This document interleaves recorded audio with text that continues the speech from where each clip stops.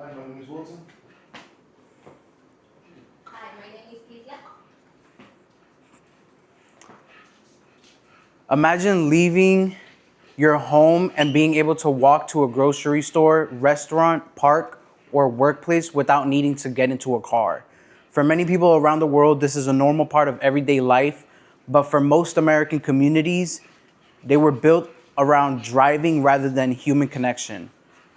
The way cities are designed influences how people live, how they interact with each other, and how they live their experience with their environment. Today, I will discuss the problems caused by car-centered city design, acknowledge why some people believe cities should prioritize cars, and explain how people-centered designs can create safer and healthier communities. I chose this topic because I'm interested in urban design and how city planning affects daily life. The places we build shape our habits, our relationships, and our quality of life. The problem is that many cities are designed primarily around cars, creating environmental safety and social challenges. Many communities separate homes, businesses, schools, and public spaces, forcing residents to rely on cars for basic needs.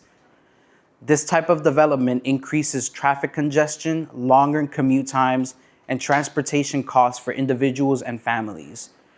According to the Environmental Protection Agency, transportation is one of the largest sources of greenhouse gas emissions in the United States.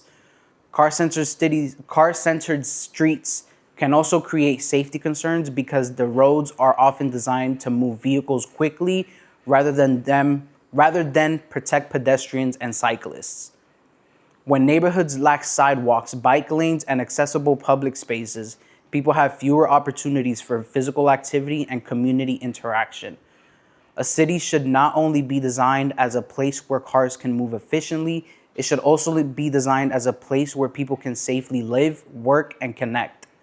Although car-centered design creates problems, there are also reasons why many people continue to support automobile-focused opportunities. Cars provide convenience and remain necessary for many people. Many people argue that cars provide freedom, flexibility, faster transportation, especially for people who live farther away from city centers.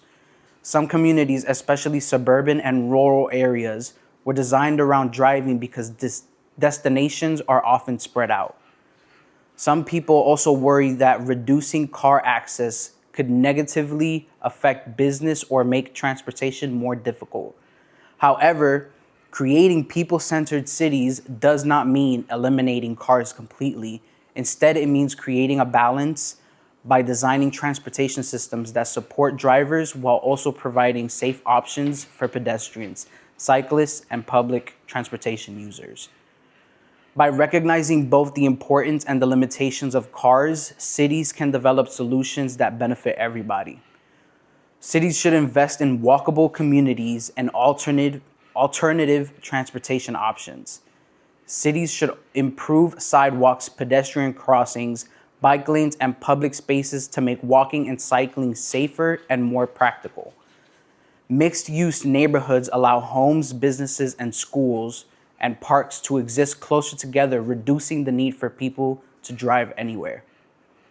A successful example of people-centered design can be seen in Copenhagen, Denmark, where they designed the city based on the people who are cycling. So instead of streets designed for cars, there's streets designed for people who are cycling and pedestrians who are walking. According to the city of Copenhagen, investments in cycling infrastructure have helped make bicycles a practical transportation option for everyday commuting. Copenhagen demonstrates that when cities create safe and convenient alternatives to driving, residents are more likely to choose healthier and more sustainable forms of transportation.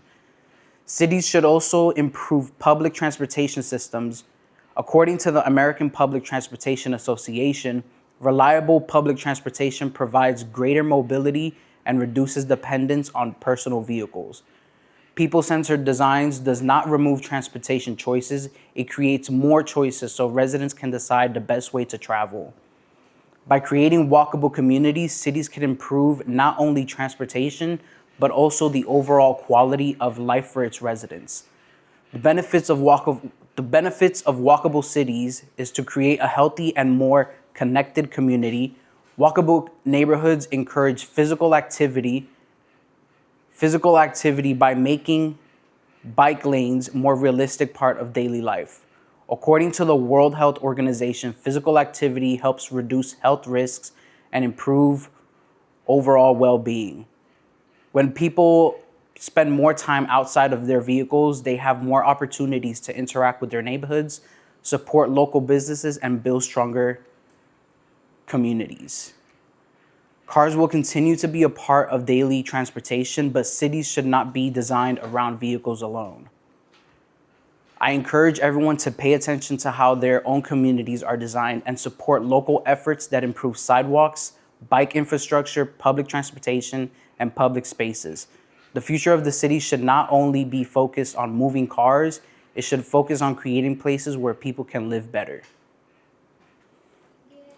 Yeah!